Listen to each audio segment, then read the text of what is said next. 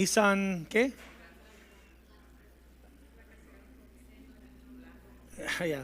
Ya, está buscando un carro. Oramos, Padre, venimos en el nombre de Jesús. Y Señor, te damos gracias, Padre, por el privilegio al reunirnos como sus hijos, como su iglesia, sabiendo que tú andas en medio de su iglesia. Por fe, Padre, por fe, Jesús, tú estás aquí en medio de nosotros. Y queremos reunirnos alrededor de ti, de su palabra. Danos, Señor, oídos para oír lo que el Espíritu Santo quiere enseñarnos el día de hoy. Padre, háblanos a través de su palabra. Te damos gracias, Señor, en el nombre de Cristo Jesús. Amén. Hermanos, toma un minuto, por favor, y como siempre, salúdense unos a otros en el nombre de Cristo Jesús.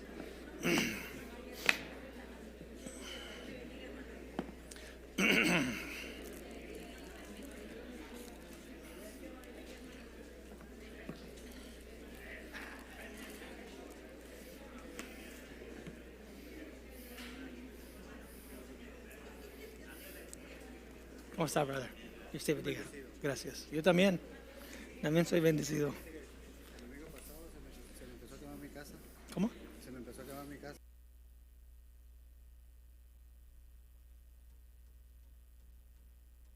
Amén. Gracias a Dios. Ahora, hermanos, abra sus Biblias en el libro de Apocalipsis, capítulo 2. Vamos a seguir atrás de nuestro estudio verso por verso. Estamos estudiando mensajes que Jesús mandó a 7 iglesias que estaba ahí en Asia Menor. No olvides, eran 7 iglesias locales durante el tiempo que Juan el apóstol recibió esta carta de Apocalipsis. Jesús mandó mensajes a 7 iglesias que estuvieron ahí en Asia Menor. Ya puedes ver en la mapa las 7 iglesias que estuvieron ahí. Pero también, y yo digo varias veces, voy a seguir diciéndolo porque hay gente nueva que está llegando hoy. Creemos que, y yo tengo la creencia a ti igual, que cada iglesia, ¿por qué 7? Sabemos que tenía más de 7 iglesias en Asia Menor, pero 7 es el número de completo o la completación. Creemos que eso representa la iglesia en su totalidad, desde el nacimiento, y creemos que representa un periodo de tiempo. Desde su nacimiento, más o menos al año 100, es Éfeso.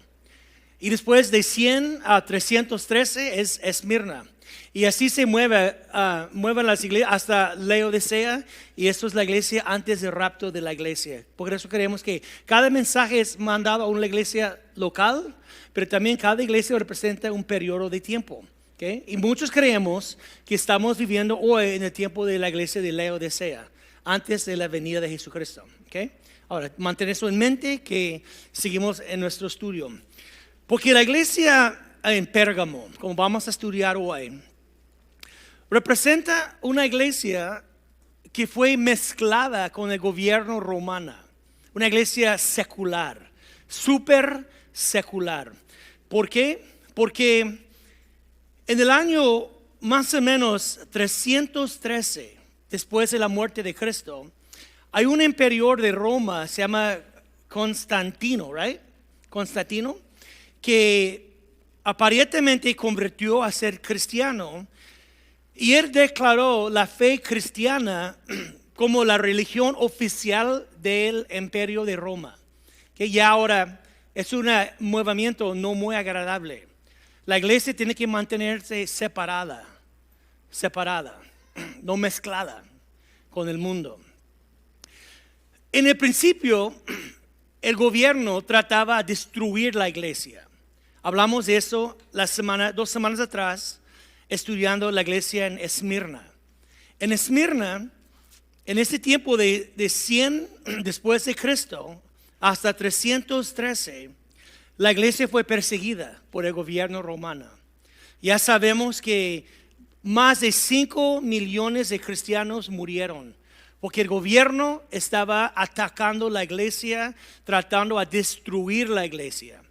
Pero cuando Constantino, el emperador de Roma, convirtió a la fe cristiana, él trató de mezclar la religión, la fe cristiana con el gobierno, ¿okay? Adoptando. Y tenía un buen corazón, pero fue un error enorme. Porque la iglesia comenzó a mezclar, él mezcló la religión de Roma con la fe cristiana. Y ahí nació la iglesia católica. Si tú estudias la religión de los romanos, que llegó de Babilonia, tiene sus orígenes en Babilonia. Hay un libro que se llama Los dos Babilonias. La religión de Babilonia llegó a Roma y los romanos mezclaron la religión romana, pero tiene sus raíces en Babilonia. Mezclaron eso con la fe cristiana y nació la iglesia católica. Es conocido como los tiempos de tinieblas. ¿Okay? En este entonces, muchos que pararon por la palabra de Dios fueron matados por el gobierno. Muchos mártires murieron que querían creer en las escrituras más que la religión de los romanos. Y muchos murieron como mártires. Era un grande, horrible error a mezclar la iglesia con el gobierno. Porque la iglesia tiene que estar mantenida solamente por la palabra de Dios, no por sistemas políticos o otras tradiciones que no son bíblicas. Hay muchas tradiciones que no tienen ninguna base bíblica. Y tienes que preguntar de dónde llegó esas tradiciones en la iglesia moderna hoy en día que existe, que no son bíblicas. Porque hay muchas tradiciones que cuando veas y buscas referencias bíblicas no hay, son tradiciones que llegaron de Babilonia, de Roma, y fue mezclada en la iglesia cristiana y ahora practican como si eran cosas bíblicas cuando no son bíblicas. ¿Okay? Ahora, fíjate cómo Jesús identificó a esta iglesia en versículo 12. Dice, escribe al ángel de la iglesia en Pérgamo. ¿Okay? Una vez más, Pérgamo, ponga la mapa por favor, brother. Una vez más, la iglesia de Éfeso, ¿okay? Es Éfeso. Eso fue el centro político de Asia Menor durante el tiempo de Juan el Apóstol. Subiendo como 40 millas en kilómetros son 65 kilómetros. Subieron a Samaria, a Samaria, Esmirna. Esmirna era el centro comercial, tiene su puerto aquí y tiene muchos movimientos de ventas y era un centro comercial. Eso era un centro, ¿qué dijo yo? Político. Eso era un centro, ¿qué? Comercial, por el, ¿cómo se llama? El puerto. Subiendo más a Pérgamo, ahí era un centro religiosa, ¿okay? Un centro súper religiosa, Pérgamo. Era un lugar lleno de idolatría, lleno de grandes templos. La idolatría estaba asociada con relaciones sexuales. Los templos tenían, ¿cómo se dice? Sacerdotisas, que tenían sexo con los adoradores. Y muchos fueron al templo y tenían relaciones sexuales con los sacerdotisas. Y el problema es que, pues como te digo, la iglesia estaba llena de idolatría, lleno del pecado, lleno de religiones errónicas. Y Satanás tenía su base ahí. Vamos a ver en un minuto que dice la escritura que Satanás tiene su trono ahí, en esta ciudad. Que era una gran influencia de Satanás y de demonios, que vamos a ver en un momento. Pero también una iglesia fue plantada en esta ciudad. ¿Okay? Una iglesia pequeña, plantada ahí. Y ahora, pero unos creyentes estuvieron diciendo que no era ningún problema participar en esos actos. No, ¿cómo? Los actos. No era pecado porque era una enseñanza común en aquellos días que el cuerpo era mal, el cuerpo era pecaminosa, pero Dios no estaba interesado en el cuerpo. nada más la alma y el espíritu. Por eso ellos dijeron que tú puedes hacer lo que tú quieres. El cuerpo es pecaminoso. Dios no te interesa en lo que tú haces con su cuerpo. Él está nada más interesado en su espíritu y su alma. Y muchos de los creyentes estuvieron metiendo en todo tipo de corrupción, profesando Cristo con sus bocas, pero metiendo físicamente en todo tipo de corrupción. Muchos creyentes estuvieron mezclando y actuando como el mundo, como no conocía a Jesús. Y Jesús va a regañar a esta gente que vamos a ver ahorita mismo. La ciudad Pérgamo era famosa históricamente por una gran librería. Esta librería fue la más grande en el mundo entero. ¿Okay? En todo el mundo, la librería, or how do you say, la biblioteca, ahí en esta ciudad tenía más de 200,000 lecturas, libros escritos, más de 200,000. Era lo más grande en todo el mundo entero. La única que era cerca de esta biblioteca era uno en Egipto, en un lugar que se llama Alejandría. Alejandría, ¿no? En Alejandría, ellos, ¿sí dice Alejandría o no? Alejandría, hay acento. Ok. En Alejandría, ¿no Alejandría?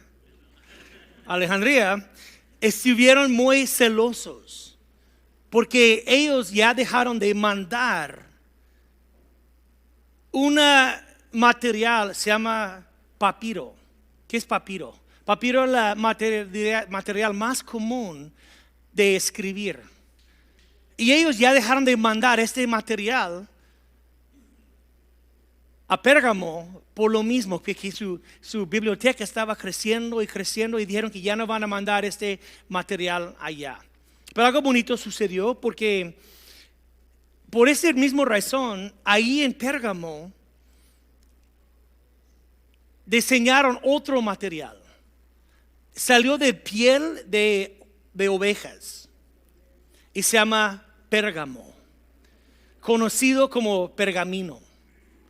No sé si has escuchado el nombre pergamino, pero es el material más común que salió. Aún así, el apóstol Pablo, cuando él estaba en la cárcel, él mandó una carta a Timoteo y dijo él: trae cuando vengas el capote que dejé en Troas, en casa de Carpo, y los libros, mayormente los pergaminos. ¿Okay? So, es la misma material que ellos diseñaron ahí en esta misma ciudad. Pero sabemos históricamente lo que pasó, porque el emperador de Roma, que se llama Marco Antonio, tiene una novia. ¿Cuál es la novia famosa de él?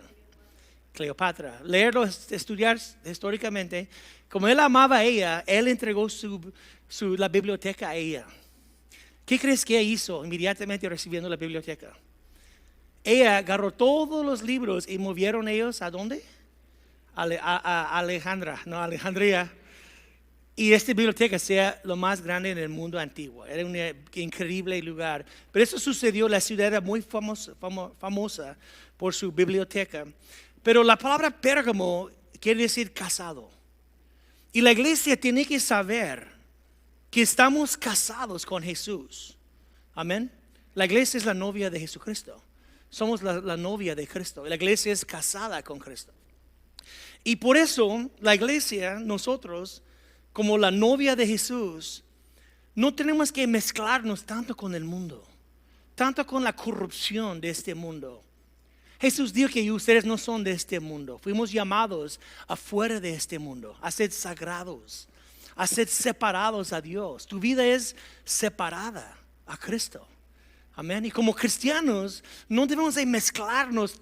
Como muchos creyentes dicen, pues soy salvo por la gracia de Dios y ya puedo hacer lo que quiero.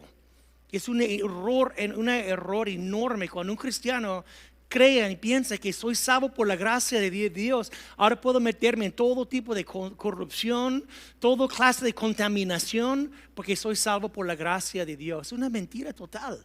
Somos la novia de Jesucristo. Amén. Fuimos llamados afuera del mundo.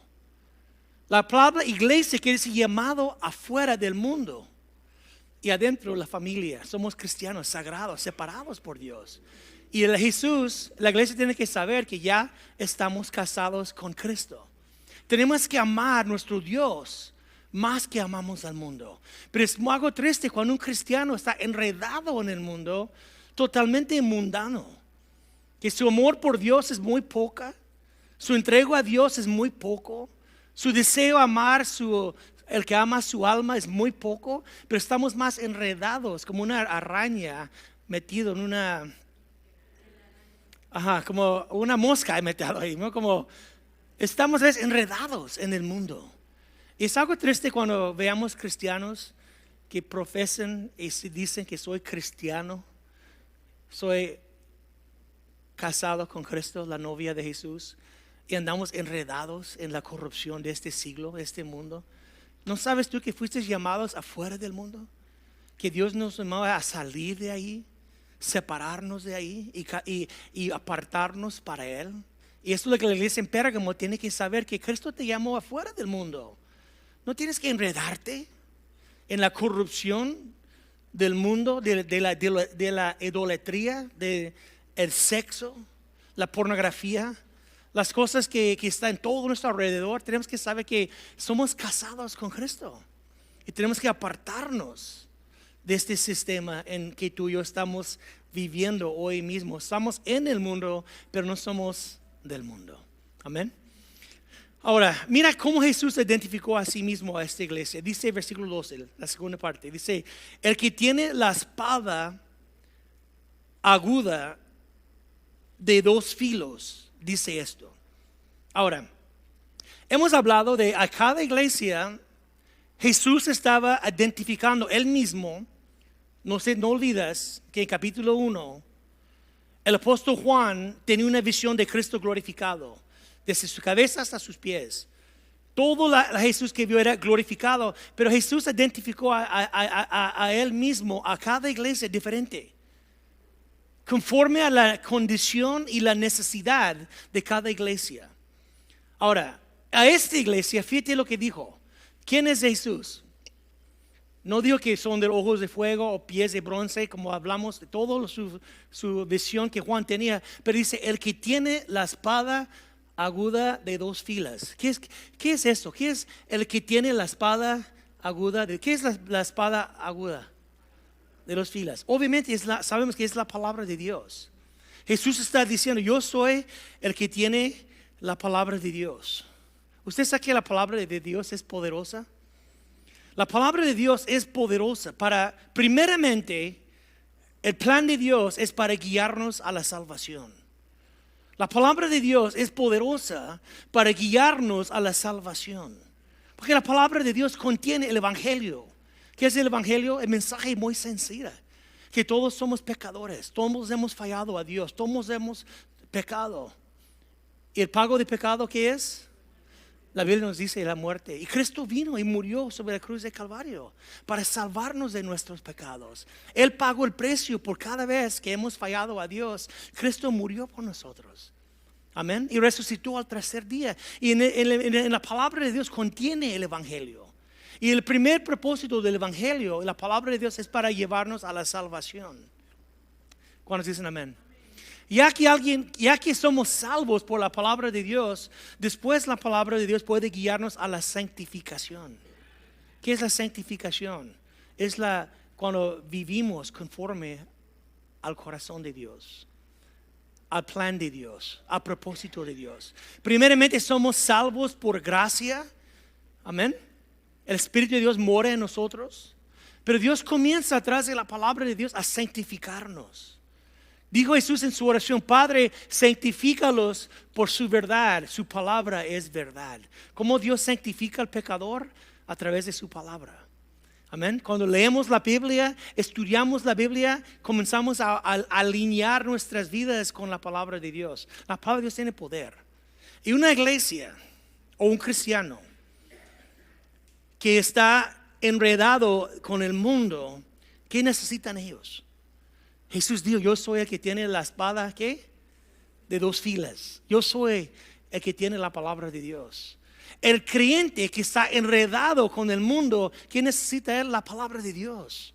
Para sentar enfrente de la palabra de Dios y leer la Biblia, estudiar la Biblia, examinar tu vida en la luz de la Biblia. ¿Cuántos dicen amén? Fíjate, una iglesia enredada en el mundo necesita la palabra de Dios, primordial. No tanto lo que dice el mundo. El mundo van a predicar su propio mensaje, que no es bíblica.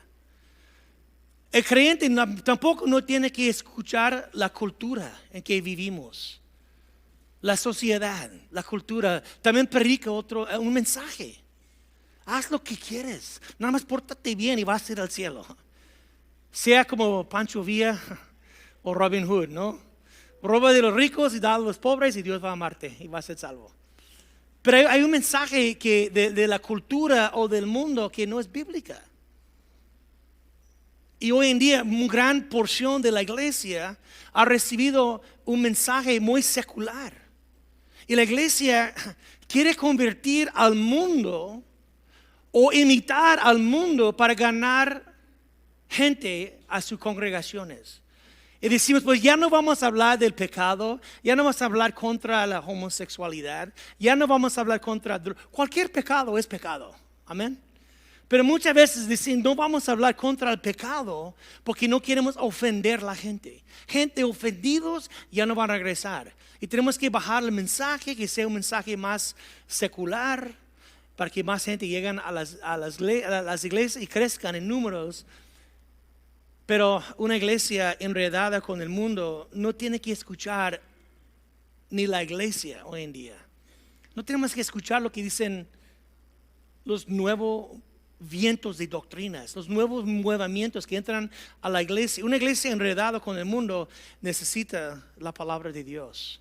Por eso Jesús dijo, yo soy el que tiene la palabra, la espada ¿qué?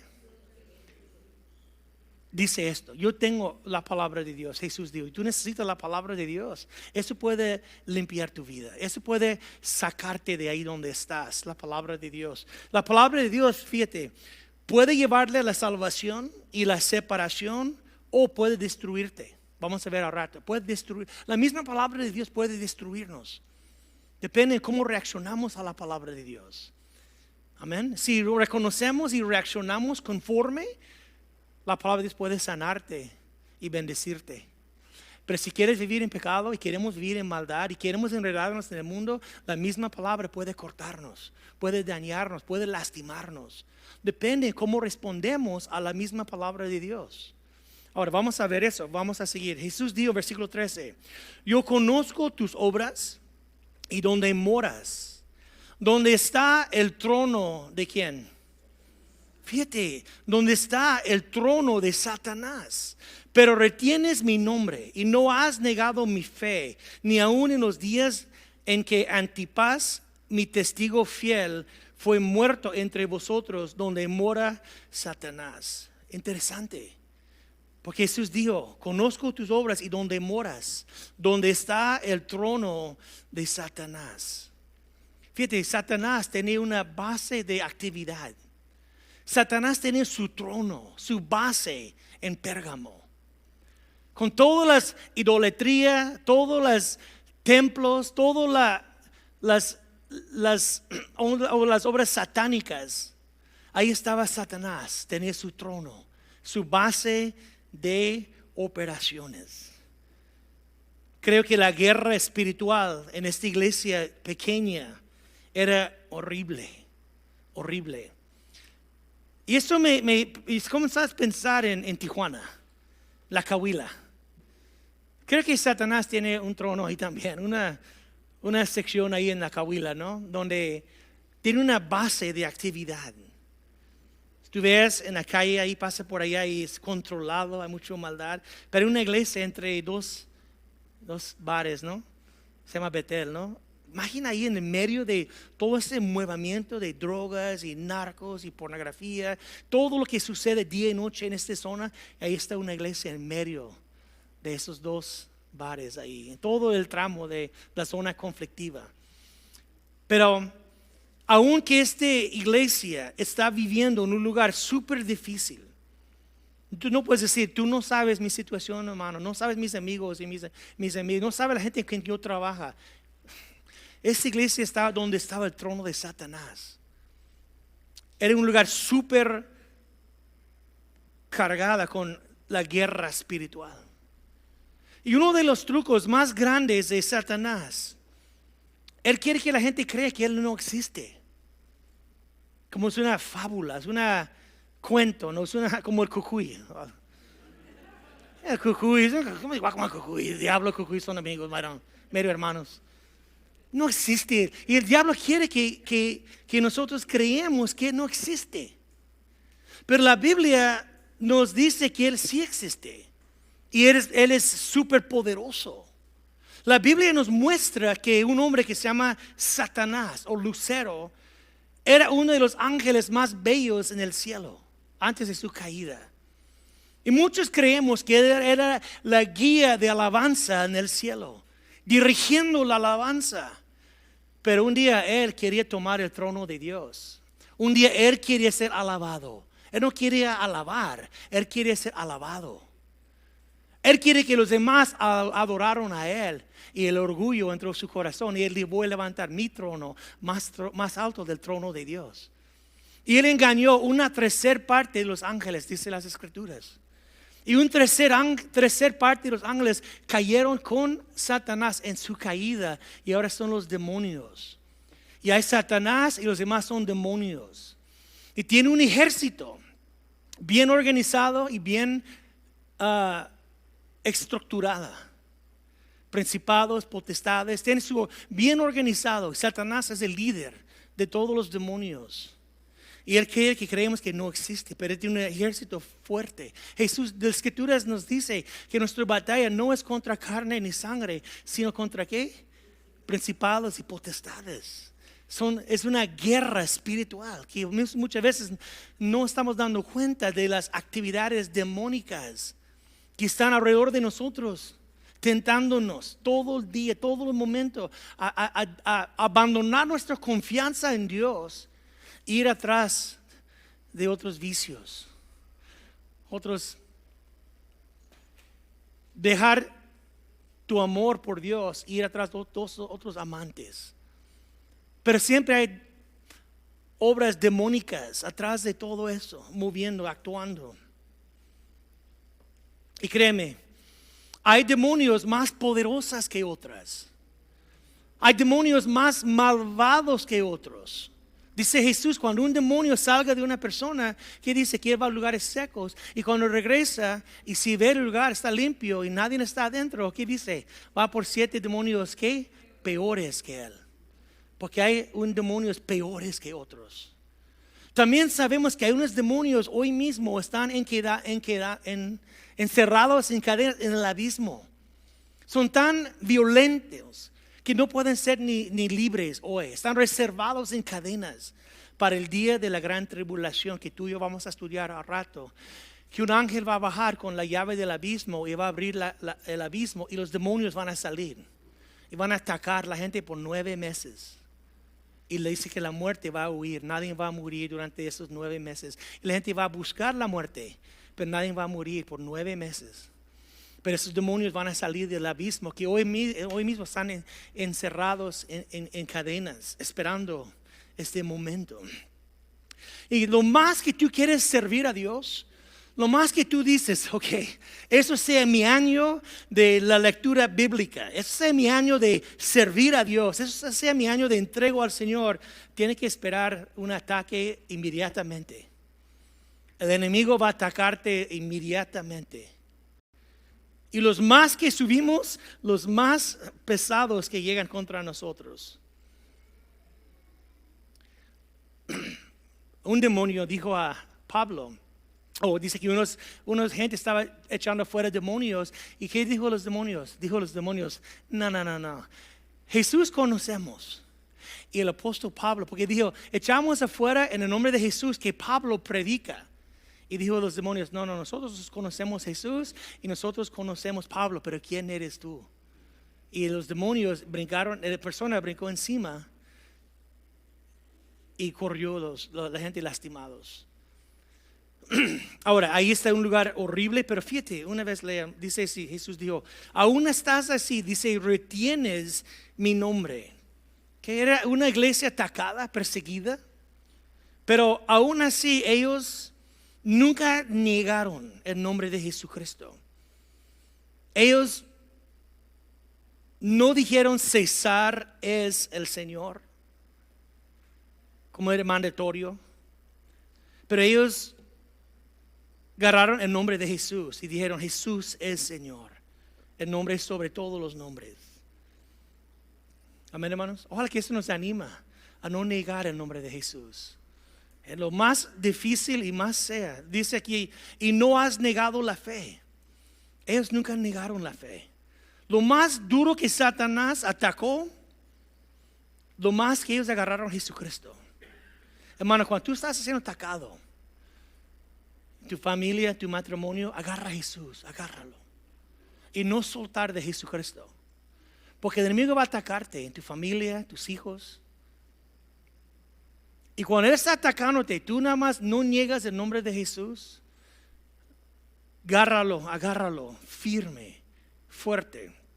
Y dice, como Jacobo, no voy a soltarte hasta que tú me bendigas. Agárralo, no soltar. Porque lo más que el enemigo pegó a ellos y atacó, lo más que ellos agarraron a Jesucristo. Y dice aquí, ni aún en los días en que Antipas, mi testigo fiel, fue muerto entre vosotros, donde mora Satanás. Tal vez Antipas fue el primer mártir que murieron en este tiempo, en este lugar, quién sabe. Porque no quería doblar rodillas, no quería negar a Jesús. Decidió a morir antemano. Antipas era fiel al Señor y la iglesia siguió su ejemplo. Porque cuando mataron a él, dice que ustedes no negaron mi fe. Nunca me negaron mi nombre ni mi fe. Aun cuando él fue mártir, ustedes quedaron firmes. Siguieron el ejemplo de él. Ahora, hemos mirado muchas veces que el enemigo va a atacar la iglesia enfrente, con tribulaciones, con ataques, pero muchas veces los resultados no son tan positivos. La iglesia nada más agarra a Jesús más y dice, no voy a soltar, no voy a negar a Jesús. Haz lo que quieres, pero yo no voy a negar a Jesucristo, no voy a negar mi fe. Y la iglesia, a veces atrás de los ataques, la iglesia queda más firme, más fuerte. Pero Satanás también no viene siempre como un león rugiente atacando la iglesia. Muchas veces él viene con una serpiente y él mete bajo las puertas y él entra a la iglesia como maestros de la Biblia con doctrinas errónicas. Y si él no puede destruir la iglesia golpeando la iglesia enfrente como un león rugiente, él va a entrar bajo la puerta y van a subir al púlpito y van a comenzar a enseñar doctrinas falsas, doctrinas errónicas. Por eso mira lo que dice versículo 14 y 15. Si pueden leer eso, Raúl, por favor, fíjate lo que Jesús dijo de la doctrina. Pero tengo unas pocas cosas contra ti, que tienes ahí a los que retienen la doctrina de Balaam, que enseñaba a Balac a poner tropiezo ante los hijos de Israel, a comer de cosas sacrificadas a ídolos y a comer fornicación. Y también tienes a los que retienen la doctrina de los Nicolaitas, la que yo aborrezco. Ahora, ustedes ya saben, dice, pero tengo en versículo 14, fíjate, 14, pero tengo unas pocas cosas contra ti. Una iglesia que no negaron la fe, quedaron firmes, no doblaron rodillas, recibieron persecuciones, pero dice, tengo pocas cosas entre ti, que tienes ahí los que retienen la doctrina. ¿De quién? De Balaam, que enseñaba a Balac a poner tropiezo ante los hijos de Israel, a comer de cosas sacrificadas a los ídolos y cometer fornicación. Y también tiene a los que retienen la doctrina de los Nicolaitas. Mira, la que yo aborrezco. Mira, cuando el enemigo atacó la iglesia, ellos no negaron la fe, guardaron a Cristo. Pero dice, pero ayer tienes hago unas cosas que tienes ahí los que retienen la doctrina de Balaam. Falsos maestros entraron a la iglesia, permitidos a enseñar y compartir cosas que no debían. La doctrina de Balaam. Ustedes saben la historia de Balaam y Balac en Números 25, capítulo 25, versículo 1 a 9. Puedes leerlo después, la historia de Balaam y Balac. Pero Balaam era una profeta de Dios y Balac era el rey de Moab, los enemigos de Israel. Y Balac tenía miedo del hijo de Israel porque sabía que Dios estaba con ellos.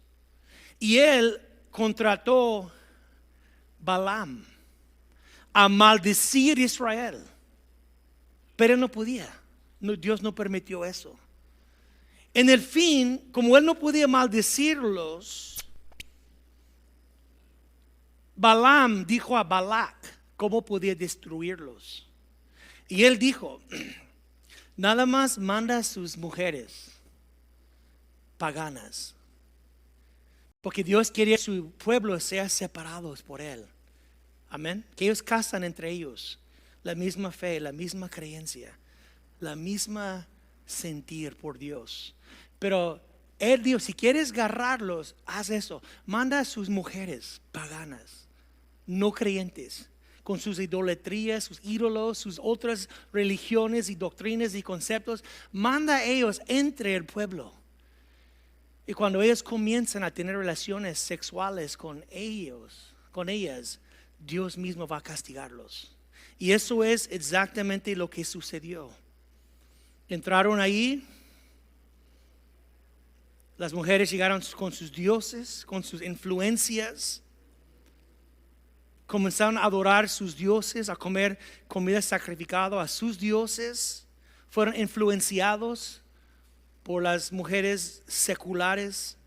Por eso siempre, hermanos, los creyentes, si vas a casar entre la familia, casar entre la creyentes, que no hay un yugo desigual. Que usted con su pareja, los dos aman a Dios, los dos buscan a Dios, porque vas a crecer en tu fe con Dios. Pero si uno es creyente y otro es incrédulo, wow, es una horrible situación cuando casan así. Cuando tú dices, vamos a la iglesia, no quiero, vamos a buscar a Dios, no quiero. Y hay una tensión. Pero si casas con alguien que ama a Dios y busca a Dios y es de la familia de Dios, no tienes que batallar. Porque los dos aman a Dios, los dos buscan a Dios, los dos quieren leer la Biblia, los dos quieren cercar a Dios. Y llegaron ahí y las mujeres comenzaron a influenciar a los hombres y el plan funcionó. Dice que 24,000 judíos murieron. Dios mismo mató 24,000 judíos. Y la plaga paró nada más porque un hombre era celoso. Estaba junto a la tienda de Moisés, un guerrero, y vio una moabita, entró en la tienda con un hijo de Israel, entraron a tener sexo enfrente de la vista de Moisés. Y dice que este hombre agarró su lanza, corrió a la tienda, abrió la puerta y dice que lanzó, pegó los dos al suelo. Y dice la plaga paró por el celo de este hombre que fue a parar este horrible pecado contra Dios. Y Dios paró la plaga. 24,000 judíos murieron y funcionó el plan. Ahora, ¿cuál es la idea? En la iglesia, cuando hay personas enseñando del púlpito que tú puedes actuar y vivir igual como la gente que no conoce a Dios. Que tú eres salvo por gracia y no importa lo que haces.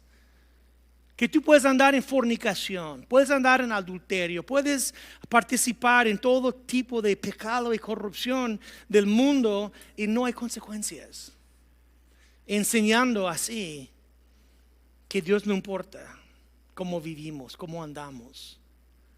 Que puedes hacer lo que tú quieres. Eres cristiano, eres salvo por gracia, ahora tú puedes participar en lo que sea. Y es una mentira total, no es bíblica. No es la escritura. La escritura nunca nos enseña que podemos usar la gracia de Dios como una licencia a pecar. En ningún lugar dice la escritura eso. Pero estaban ahí cometiendo comida ofrecido a ídolos, involucrado en relaciones sexuales, diciendo el cuerpo es pecaminoso, no preocupas, Dios te interesa en su espíritu y su alma, haz lo que quieres. Que Dios entiende tus debilidades, que somos salvos por gracia, haz lo que tú quieres. Una vez más, no importa lo que dicen los predicadores o los pastores, no importa lo que digo yo, si no es bíblica, si no es de la escritura, recházalo, porque hay iglesias hoy en día que están diciendo que Dios es por la homosexualidad. Hay denominaciones que existían por años y años y años, ahora están dividiendo hoy mismo, leerlo, estudiarlo, están dividiendo porque un grupo quiere permitir la homosexualidad. Y tiene pastores y predicadores homosexuales. Y dicen que eso es permitible hoy en día. La cultura, la sociedad y ahora la iglesia dice que eso es permitible. Que Dios ama al pecador, Dios ama a la gente, que es cierto, pero no es permitible, es pecado como cualquier pecado. Amén. Lo importante a nosotros es lo que dice el que tiene la espada de dos. No importa, le dices yo soy el que tiene la palabra de Dios, yo soy él. No ellos, no escuchan lo que quieren, lo que sean, lo más famoso, lo más popular hoy en día, que quiere mezclar la iglesia con el mundo. Para no ofender a nadie, no escucha a ellos, escucha lo que dice la palabra de Dios. Ahora, también, versículo 15, yo también, dice 15, y también tienes a los que retienen la doctrina de los Nicolaitas, dice, la que yo aborrezco. Ahora, no sabemos quién eran ellos, pero por la palabra Nico quiere decir a conquistar. Y la palabra laitas quiere decir la gente. Nicolaitas es para conquistar la gente. Y eso habla de pastores o líderes que quiere gobernar o aplastar o ¿cómo se llama? Enseñorear sobre la iglesia. Conquistarlos, dominarlos. Que tú tienes que pedir a mí lo que quieres hacer en todas las cosas. Si quieres comprar una casa nueva, necesita mi permiso. Si quieres cambiar trabajo, necesita mi permiso. Si quieres comprar un carro, necesita mi permiso. Todo lo que haces necesita mi permiso para hacer lo que tú quieres hacer. Y eso no es bíblica. Dice que Jesús quiere aborrezca eso. Obviamente en la iglesia hay orden. Dios es un Dios de orden. Hay pastores, hay ancianos, hay obispos, hay diáconos. Dios tiene una estructura y dice que Dios respeta la orden y la estructura establecido por Dios. Tenemos que respetarlo, que Dios tiene un orden, una estructura. Pero el problema es cuando las cabezas o los líderes, what is that? That's me? My heart is calm. Ya, mira, funcionó. El problema es cuando los pastores o líderes comienzan a abusar su autoridad. Que tú tienes que servir a mí, que yo soy quien manda aquí, que ustedes, y obviamente hay orden, pero los líderes tienen que tener mucho cuidado a entender, no estoy aquí para abusar mi posición. Dice Jesús, los gobernadores del mundo enseñorean sobre la gente, pero no sea entre ustedes así. Los primeros sean los servidores de todos. Tienen que tener actitud de servicio. El apóstol Pedro dijo eso. Ruego a los ancianos que están entre vosotros, yo anciano también con ellos, y testigo de los padecimientos de Cristo, que soy también participante de la gloria que será revelada. Dice Jesús a los ancianos, apacentar la grey de Dios, quien está entre vosotros, cuidando de ella, no por fuerza, sino voluntariamente, no por ganancia deshonesta, sacando feria de ellos. No dice eso. Sino con ánimo pronto, no como teniendo señorío sobre los que están a vuestro cuidado, sino siendo ejemplo de la grey. Y cuando aparezca el príncipe de los pastores, vosotros recibiréis la corona incorruptible de gloria. ¿Cuántos dicen amén? Aquí dice que no tiene que abusar su autoridad. La gente tiene que ser respetuosos y los pastores y líderes tienen que ser respetuosos. Es un respeto mutual. Amén. Hay un amor mutual entre nosotros y tenemos que respetar uno a otro bíblicamente. Pero la doctrina, y esta iglesia tiene la doctrina de este tipo de liderazgo que a veces conquista a la gente, aplastando a la gente. Y eso aborrezca a Jesús. Jesús nunca nos enseñó eso. Jesús lavó los pies de sus apóstoles, diciendo, si yo soy su Señor y su amo y hago eso, ustedes hagan lo mismo, lavar los pies servir uno a otro. Ahora, terminamos en 16 y ya terminamos. 16 dice así: por tanto, arrepiéntate, pues yo no vendré, pues yo no, por tanto, arrepiéntete, pues si no, vendré pronto, a ti pronto, y pelearé contra ellos con la espada de mi boca. Wow, ¿qué está diciendo Jesús? Arrepiéntate de este pecado, de esta corrupción en la iglesia. Arrepiente de estas cosas. ¿Por qué? Porque Jesús quería bendecir su iglesia. Jesús quería levantar su iglesia. Pero dice Jesús, si tú no arrepientas, yo voy a pelear contra ti. ¿Cómo? ¿Cómo? Con la espada de mi boca. ¿Qué es la espada de su boca? La misma palabra de Dios, dijo él, la misma palabra de Dios voy a usar contra ti. No para confirmar tu vida, pero para traer convicción. No para traer gozo y alegría a tu vida, sino para traer tristeza. No para levantarte, sino para cortarte. ¿Cuántos dicen amén? Porque Dios mismo puede usar su palabra para lastimarnos. Porque cuando vivimos mal, créeme, dice que este libro puede guardarte del pecado, o el pecado puede guardarte de este libro. Porque cuando uno está viviendo en pecado, ya no quieres leer la Biblia. Y cuando tú lees la Biblia y estás en pecado, escuchamos los grillos y no a Dios. ¿No ha pasado a ti eso? Lees y nada más escuchas grillos. Dios, háblame hoy, y lees y es como el cielo está cerrado. O si lees y no trae convicción, nada más, como Dios no está confirmándote en la palabra de Dios. Dios puede ser, en lo contrario, traer una convicción, porque tú desviaste de Él, yo he desviado de Él. No quiere decir que no somos sus hijos, porque Él nos ama y somos salvos por gracia. Somos sus hijos, pero a los que Él ama, ¿qué dice? Él corrige. ¿Y cómo corrige Dios uno? Con su misma palabra. Llegas a la iglesia, sientes en su silla y sientes cachetada, ¿no? Y dices, dude, what's up, man? Vino para gozarme y nada más cachetadas. Tal vez mereces unas cachetaditas, pero es porque Dios ama a nosotros.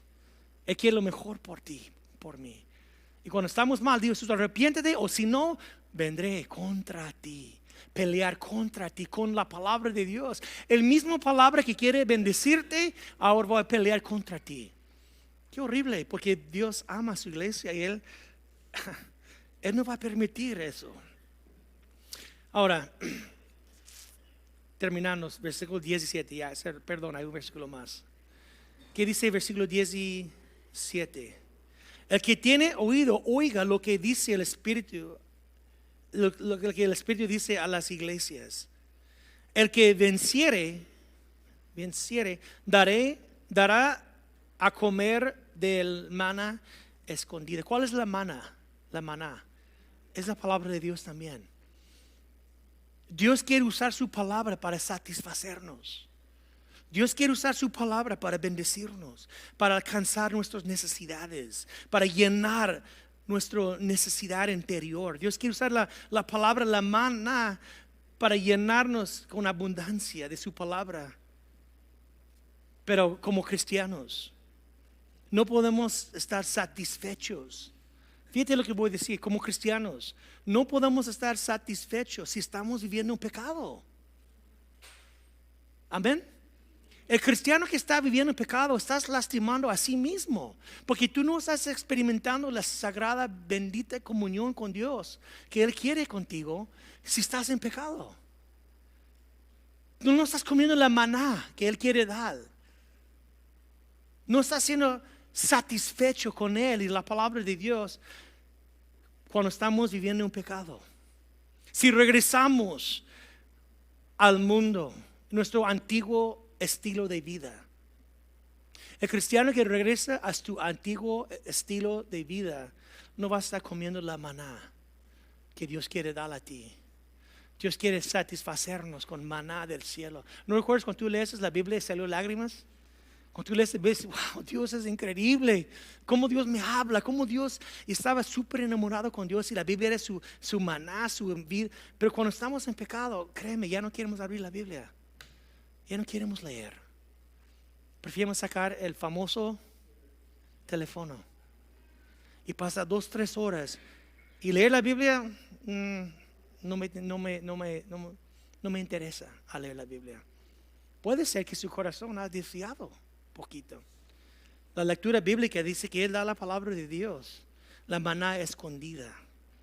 Cuando los creyentes deben de estar festejando en la maná del cielo, estuvieron festejando en carne ofrecido a ídolos, más que la palabra de Dios. Pero si usted que bien serio, yo voy a darle ese maná escondida, la palabra de Dios. Y después dice, y le dará una piedrecita blanca. En la piedrecita escrito un nuevo nombre, el cual ninguno conoce sino el que lo recibe. Una piedra blanca. En aquellos días, la piedra blanca quiere decir aceptado y la piedra negra quiere decir rechazado. Hoy en día hay un dicho en inglés que se llama blackballed. No sé si has escuchado blackballed, no sé si dice bola negra en español, no sé si tiene el mismo sentido. Cuando dicen blackballed, si tú eres blackballed, quiere decir que tú estás rechazado de este club o de esta organización, ya estás blackballed, ya estás rechazado. Pero la piedra blanca quiere decir que estás aceptado. Amén. Y en esa piedra blanca quiere decir que estás aceptado. Y va a estar escrito un nombre y dice que nadie sabe sino el que recibe. Y hay unos que creen que va a estar escrito ahí un nombre distinto de Jesucristo. ¿Cómo Jesús era para ti? Y si tú tienes que cerrar sus ojos y pensar, ¿cómo es Jesús para mí? ¿Por qué no cierras sus ojos? Y pensar, ¿cómo es Jesús para mí? ¿Cuál es la palabra que llega a tu mente? ¿Cómo es Él? Una sola palabra. Para mí Jesús es, ¿cómo es Él para ti? Para mí, quiere decir que Él es bueno. Jesús ha sido bueno conmigo. Pero van a recibir una piedra con un nombre escrito que nada más el que recibe sabe lo que significa para ti. Y en mí yo quiero que mi piedra va a decir bueno, porque Jesús ha sido muy, muy bueno conmigo. Estoy súper agradecido. Amén. ¿Cuál va a ser tu piedra? ¿Qué va a ser? ¿Cómo es Jesús para ti? Piénsalo. Puede ser su piedra, su nombre que tú sientes en tu relación con Dios. Con mí Dios ha sido así. ¿Qué es esa palabra que identifica eso? Ahora, hermanos, pónganse de pie, por favor. Vamos a cerrar este tiempo juntos.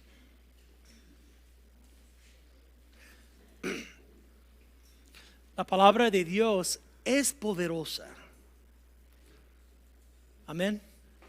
La palabra de Dios es poderosa para salvar almas. Porque el Evangelio está contenido en la palabra de Dios. La palabra de Dios nos dice lo que Él ha hecho por nosotros. Y sabe que Él ha hecho mucho por ti. Jesús vino y está confirmado históricamente.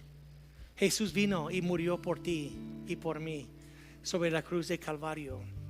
Jesús vino y fue crucificado por los pecados de toda la raza humana. Y dice la Biblia, al tercer día Jesús resucitó y ascendió al cielo. Y ahora Él está ofreciendo salvación al mundo entero, a toda clase de pecador. Él está ofreciendo salvación. Pero tú tienes que creer en tu corazón que Cristo murió por ti y resucitó al tercer día. Pero creyendo no es suficiente. También tienes que recibir a Cristo como su Señor y su Salvador. Y si estás aquí hoy y nunca has recibido a Jesús, ninguna vez en tu vida has recibido a Jesús, pues verdaderamente no eres salvo.